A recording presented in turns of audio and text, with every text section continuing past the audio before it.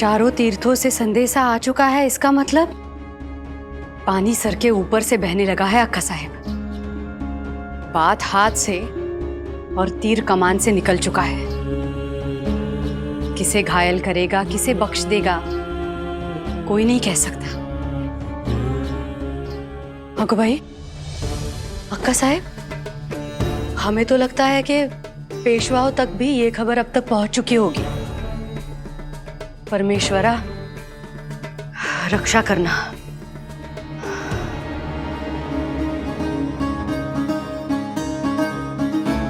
अहिल्या,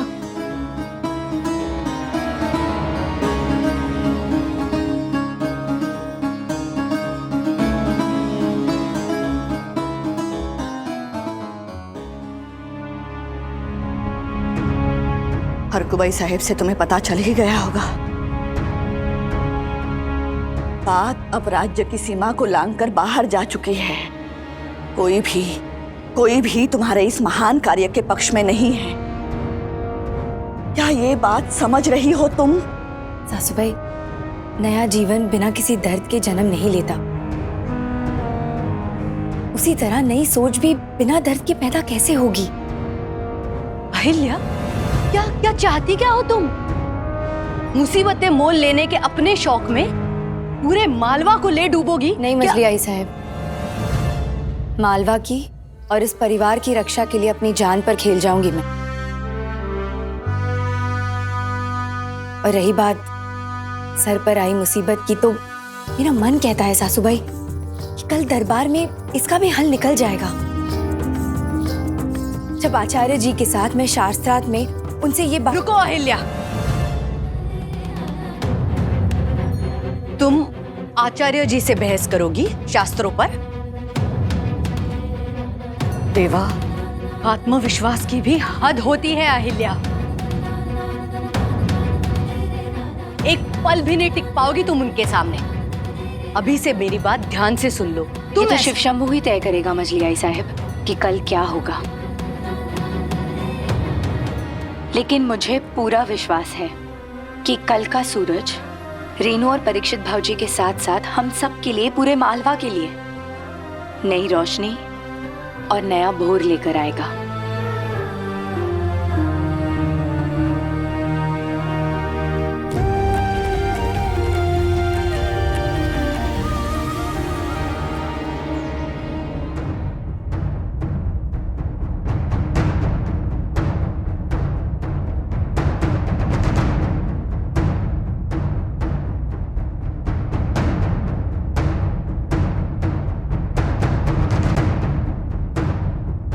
दरबार की कार्यवाही शुरू की जाए।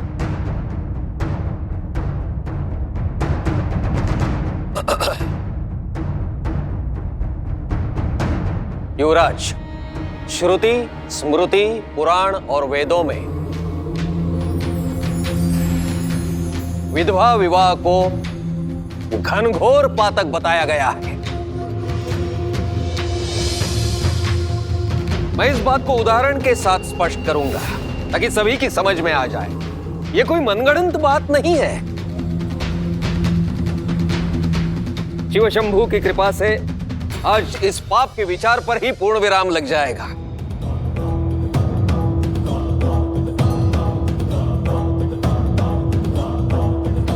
और हम सब एक अपराध के मूक दर्शक और भागी बनने से बच जाएंगे।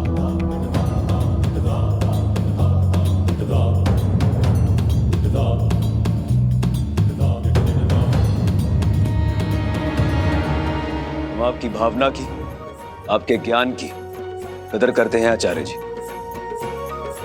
लेकिन आज यहां इस दरबार में जो फैसला लिया जाएगा वो सारे देश के लिए, देश की विधवाओं के लिए और सारे समाज के लिए मील का पत्थर साबित होगा। और यही कारण है कि आज दरबार में आम नागरिक भारी संख्या में मौजूद है। आसपास के गांव से भी बहुत से लोग आए हैं आज इस ऐतिहासिक निर्णय का हिस्सा बन।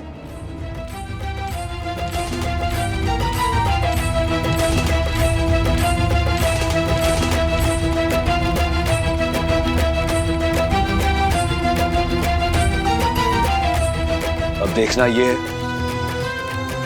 कि जीत किसकी होती है। सदियों से चली आ रही परंपराओं की या बदलाव की।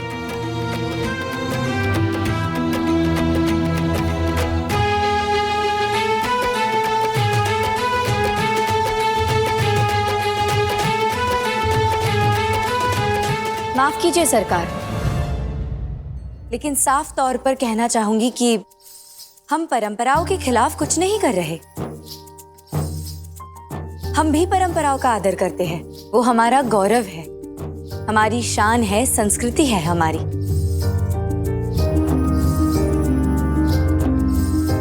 उसे बदलने का ना तो हमारा इरादा है और ना ही जरूरत। अच्छा हुआ छोटी रानी साहेब जो आपने एक दिन में ही अपना मन बदल लिया। समझ आ गया होगा ना, ये हमसे शास्त्रार्थ करने का हट बड़ी मूर्खता होगी।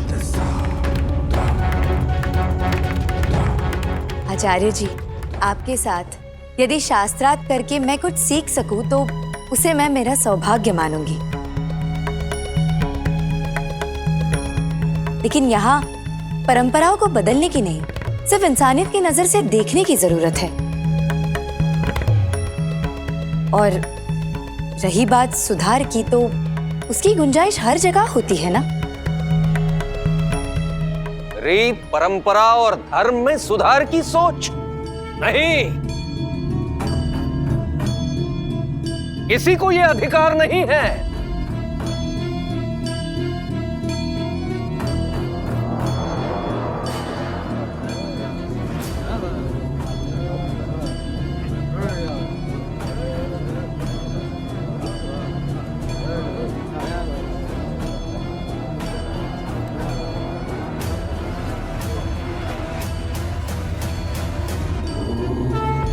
आचार्य जी, छोटी रानी साहब, परसों इसी दरबार में स्पष्ट हो गया था कि आप दोनों के विचार एक दूसरे से मेल नहीं खाते, एक दूसरे के विपरीत है।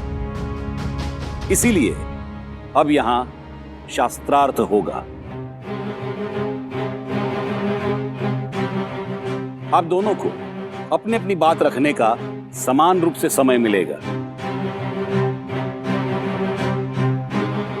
जो अपनी बात तार्किक रूप से साबित करेगा, निर्णय उसी के पक्ष में होगा। और इस फैसले को सभी को मान्य रखना होगा।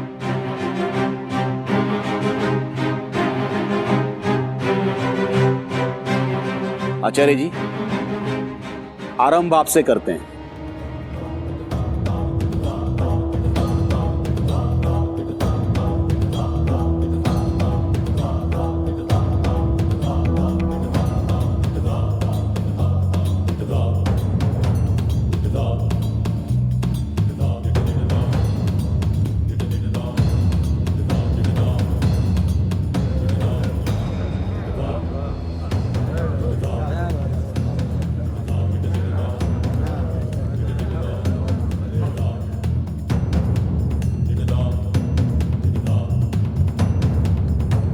युवराज, चारों वेद, स्मृति, पुराण और उपनिषद कंठस्थ है मुझे। इसलिए इन ग्रंथों की यहां कोई आवश्यकता नहीं है। अपितु यदि किसी के मन में कोई संदेह हो, कोई मेरी बात का प्रमाण चाहता हो, तो यहां आकर देख सकता है।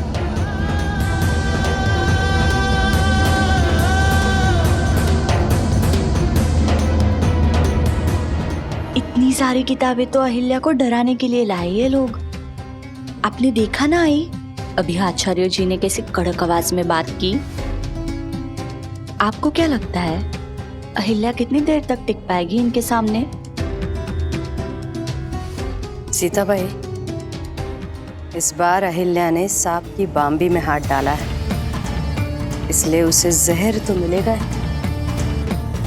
आज पहली बार ये दरबार अहिल्या की हार का गवाह बनेगा।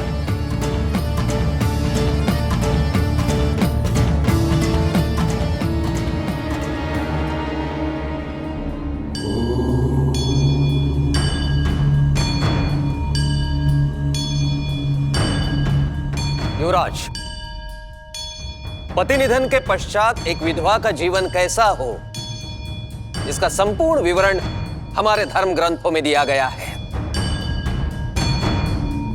इस संदर्भ में अधिकार के 3 स्रोत हैं। एक वेदोक्त अर्थात वेदों के अनुसार, दूसरा पुराणोक्त अर्थात पुराणों के अनुसार, और तीसरा लौकिकम अर्थात विभिन्न जातियों के प्रमाण साहित्य में वर्णित बातें। और अधिकार के ये तीनों स्रोत विधवा विवाह की आज्ञा नहीं देते।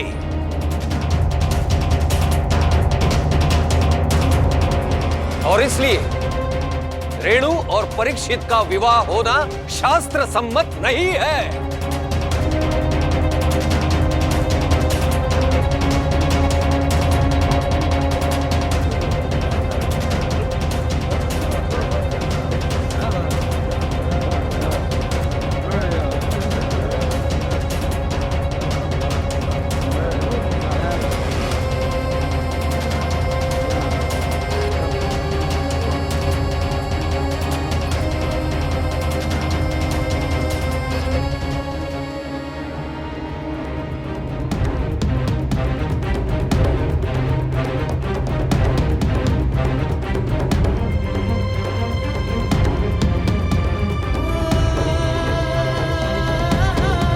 आचार्य जी, एक स्त्री का विधवा होना उसके अपने हाथ में नहीं होता। किसी के पति का कम उम्र में निधन हो जाए तो उसमें पत्नी का क्या दोष? क्यों एक औरत को पति के मौत के बाद विधवा की कठोर जिंदगी जीनी पड़ती है? आम इंसान के समान खुशी से जीने का अधिकार क्यों नहीं है उसे? नहीं है छोटी रानी साहेब, नहीं है। स्मृति में कहा गया है, पति निधन के पश्चात विधवा के पास केवल 2 विकल्प होते हैं। एक, या तो सती जाए, या दूसरा वैराग्य धारण करे। जो विधवा वैराग्य पूर्ण जीवन जीती है उसके लिए स्वर्ग में स्थान है, और जो विधवा अपने पति की चिता पर सती जाती है उसका स्थान तो स्वर्ग में वर्षों तक सुनिश्चित हो जाता है। परंतु जो विधवा परपुरुष का विचार करती है, निस्संदेह वो नरक प्राप्त करती है।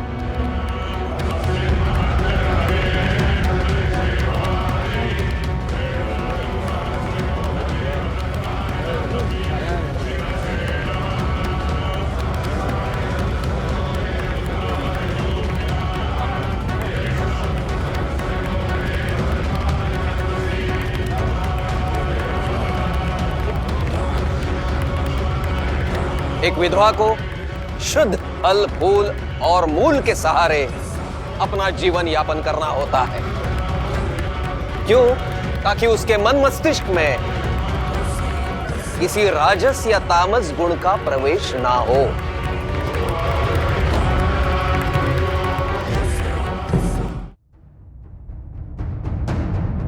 यहाँ एक विधवा को स्वाद और मसालों भरे भोजन से दूर रहने को कहा गया है, और आप हैं कि उसके पुनः घर संसार बसाने और शारीरिक सुख पाने की इच्छा का समर्थन कर रही है।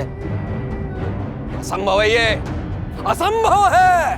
असंभव है, असंभव है ये, असंभव है ये, असंभव है ये, असंभव है ये, असंभव है, असंभव है, असंभव है, असंभव है, असंभव है, असंभव है, असंभव है, असंभव है, असंभव है, असंभव है, असंभव है, असंभव है,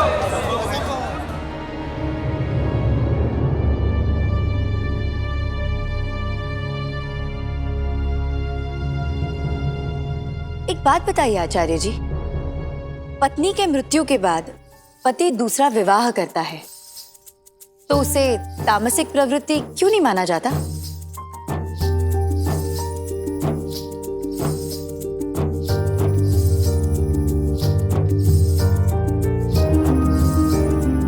अभी पिछले महीने ही मैं एक शादी में गई थी।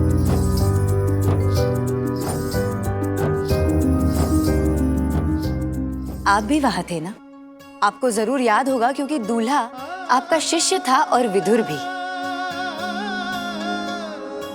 वहां मौजूद सभी लोग दूल्हे से ये कह रहे थे कि संतान सुख के लिए तुम्हें दूसरी शादी जरूर करनी चाहिए। और यहाँ मेरी सहेली रेनू तो बाल विधवा है, संतान सुख तो उसे भी नहीं मिला।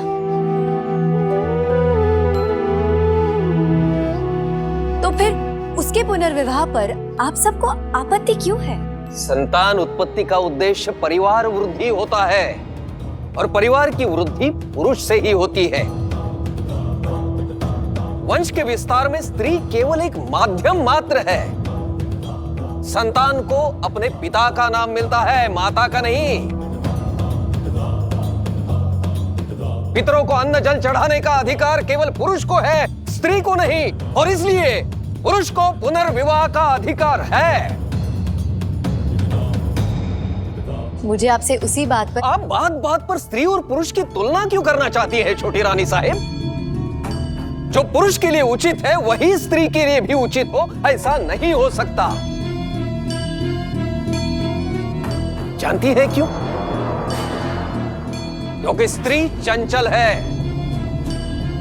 उसका देह नरक का द्वार है, जो न केवल उसी के लिए अपितु पूरे समाज के लिए विनाश का कारण बन सकता है।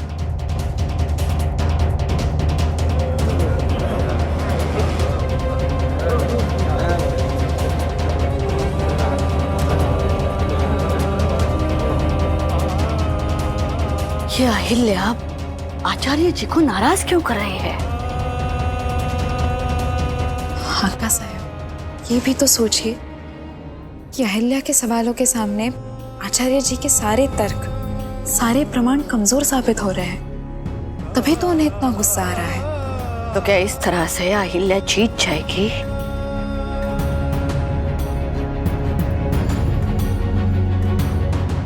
वो तो नहीं मालूम, लेकिन शास्त्रार्थ शुरू होने के बाद से एक बार भी अहिल्या का आत्मविश्वास डगमगाया नहीं।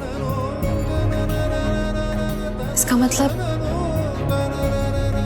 कुछ भी हो सकता है।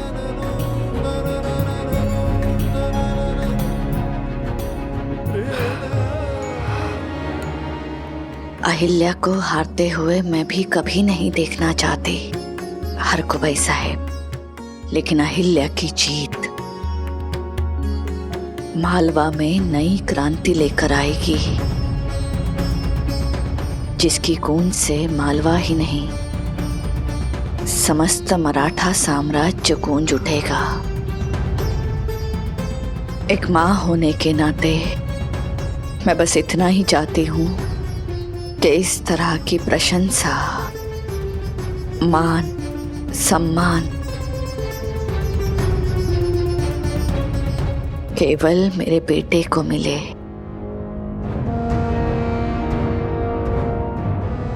और किसी को नहीं।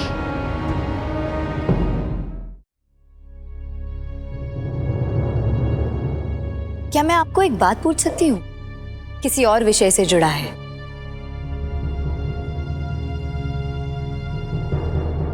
पूछिए। हमारे वाड़े के पीछे एक गांव है। वहां के सभी लोग किसी भी शुभ काम के लिए कोसों दूर नदी के पास जाते हैं, जबकि उनके गांव के पीछे भी एक नाला बहता है। वहां क्यों नहीं जाता कोई?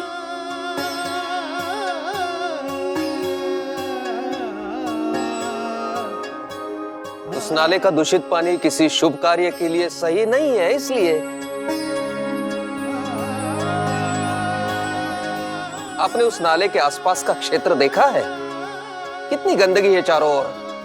और उस नाले की उत्पत्ति को देखते हुए उसका पानी दूषित तो होगा ही।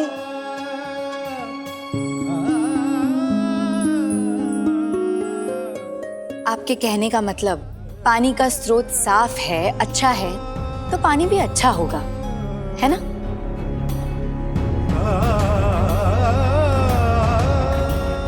हाँ, मतलब ऐसी संभावना तो है ही।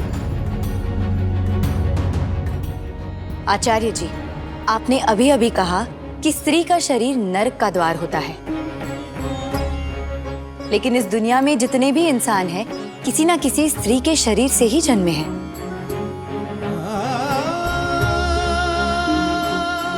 बड़े से बड़े ऋषि मुनि, महापुरुष, ज्ञानी, सभी के जीवन का स्रोत स्त्री का शरीर ही तो है। फिर तो हमारे सारे महापुरुषों को, ऋषि मुनियों को अपवित्र होना चाहिए था, क्योंकि उन्हें एक स्त्री ने जन्म दिया है। क्यों?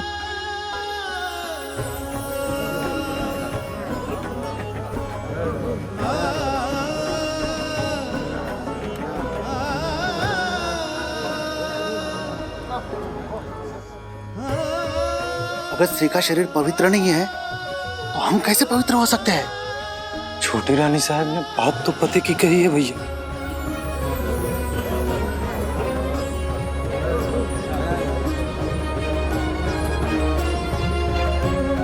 स्त्री का शरीर जो नए जीव को जन्म देता है, जिसके कारण सृष्टि का चक्र चलता है, ममता का, जीवन का वही स्रोत नरक का द्वार कैसे हो सकता है आचार्य जी? छोटी रानी साहब, संसार के किसी भी देश के, किसी भी धर्म के समाज को वहां की स्त्रियों के आचरण से ही परखा जाता है। कारण स्त्री की एक भूल संपूर्ण समाज को पथभ्रष्ट कर सकती है,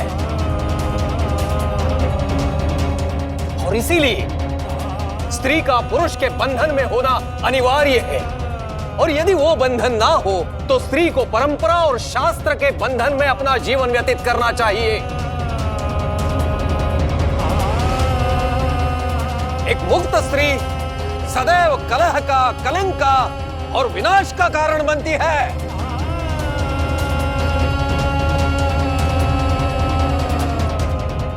लेकिन मैंने जितने शास्त्र, पुराण और ग्रंथ पढ़े हैं आचार्य जी, हर बार एक औरत ही पुरुष की लालसा का शिकार बनी है। उसके कारण पुरुष के तपोभंग के उदाहरण बहुत मुश्किल से मिलते हैं। अब देखिए ना, सीता का अपहरण करने वाला पुरुष था, द्रौपदी के चीरहरण करने का आदेश भी एक पुरुष ने ही दिया था। तो फिर पुरुष कलह और कलंक का कारण क्यों नहीं माना जाता?